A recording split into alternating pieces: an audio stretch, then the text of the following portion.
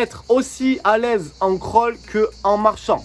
Salut, c'est Malcolm, apprentissage natation. Aujourd'hui, on va voir comment être super à l'aise dans la nage du crawl, aussi à l'aise que quand tu es en train de faire une petite balade. Ça fait rêver. Nous, ce qu'on veut, c'est une belle nage du crawl en amplitude, esthétique, jolie et qui ne t'épuise pas. Et dans cette vidéo, on va voir comment faire. En 1, on parlera de la maîtrise technique, l'alignement et la prise d'appui qui vont t'aider déjà à justement avoir une belle horizontalité dans l'eau et prendre un beau bénéfice technique. En 2, on parlera de la gestion du souffle.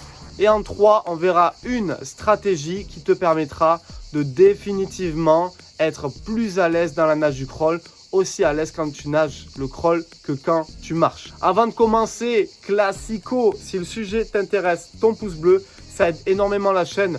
Et n'oublie pas de t'abonner à cette chaîne YouTube pour retrouver tous nos prochains tutoriels. J'ai préparé pour toi un programme en ligne qui va énormément t'aider dans la nage du crawl, mais ça, je t'en parle à la fin de la vidéo. Premier point, maîtrise technique. Il y a des indispensables. La première chose que tu dois maîtriser, c'est ton alignement dans la nage du crawl. Bonnet sous la surface, battement à la surface. Déjà, ça, c'est quelque chose sur lequel tu vas devoir t'exercer. Une série très simple, tu prends une planche, tu prends des palmes, tu attrapes la planche au bout des doigts et tu vas aligner des longueurs en battement. Tête basse. Tu fais tes battements de tête basse et quand tu as besoin d'inspirer, tu lèves la tête et tu baisses la tête à nouveau. Pourquoi les palmes? Parce que ça va te permettre d'avancer facilement et de bien enregistrer et le battement et le bel alignement que tu vas mettre en place pendant cet exercice. Ton alignement est super important à mettre en place et ce que tu peux faire, c'est 50 battements avec la planche et les palmes, 50 crawls bien nagés en essayant de veiller à position de tête, bonnet sous la surface, battement, serré, régulier, frappé à la surface. Autre chose que tu peux mettre en place techniquement pour nager avec moins d'effort, c'est des belles prises d'appui. Une belle prise d'appui va t'aider à mieux t'aligner et à avancer plus facilement. En gros, plus tu vas être fort sous la surface, mieux tu vas être placé, plus tu auras d'inertie. Et l'inertie, ça va t'aider à t'aligner comme un vélo. C'est-à-dire, essaie de poser un vélo avec toi dessus sans vitesse. Forcément, le vélo, il va tomber d'un côté ou de l'autre. Par contre, avec de la vitesse, le vélo roule et reste droit. Pour ta nage du crawl, c'est pareil. Sans inertie, tu vas tomber, tu vas avoir le corps qui s'affaisse. Par contre, plus tu vas mettre de la vitesse avec ta force et tes appuis, plus ton corps va s'aligner. Et ça va être hyper intéressant du point de vue technique. Veille à ton alignement et avoir des beaux appuis pour une belle nage du crawl et enfin entamer une démarche de non-essoufflement dans le crawl.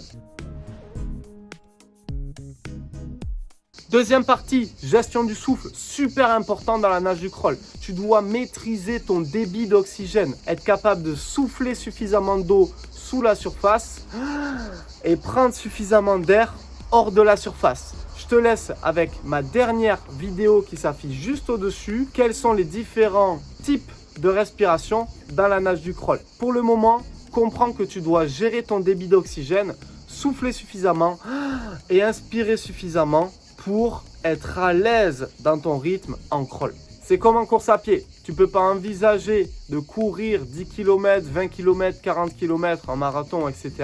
si tu ne varies pas les cycles d'inspiration. En course à pied, tu dois souffler, inspirer, souffler, inspirer. Peu importe comment tu te débrouilles, il y a plusieurs méthodes. En crawl, c'est pareil, il y a plusieurs méthodes et tu dois bien avoir ça en tête. Maintenant, je vais te donner une stratégie qui va te permettre de t'habituer et de créer suffisamment d'expérience pour être aussi à l'aise en nageant le crawl qu'en marchant. C'est la stratégie des 8 minutes. Chrono en main, tu vas faire 8 minutes de nage sans t'arrêter. Tu as plusieurs options. La première, tu peux jongler entre différentes nages. Brasse à l'aller, tu enregistres la glisse et l'aisance de ta brasse. Crawl au retour, tu retranscris la glisse et l'aisance de la brasse vers le crawl. Et tu fais ça pendant 8 minutes. Ça va t'aider à comprendre ton débit d'oxygène, ton rythme et ton corps va s'adapter. Ne te donne pas le choix, tu n'as pas le droit de t'arrêter en 8 minutes. Deuxième stratégie que tu peux mettre en place, c'est 8 minutes en t'aidant du matériel. Tu mets les palmes et tu fais 8 minutes de crawl avec les palmes. Ou alors tu peux alterner 50 crawl, 25 dos, 50 crawl, 25 dos. idéalement, tu commences à faire 8 minutes avec les palmes sans t'arrêter. Et déjà là, tu auras fait un grand chemin. Et enfin, dernière étape, 8 minutes de crawl non-stop, uniquement du crawl.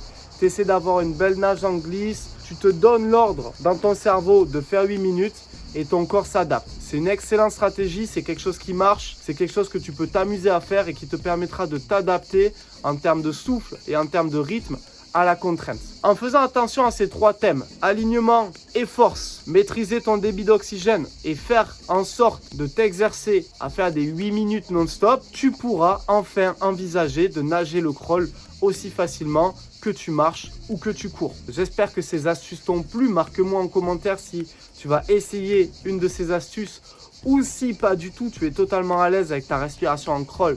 Et je serais ravi de savoir quelle est ta plus grande distance jamais effectuée dans la nage du crawl.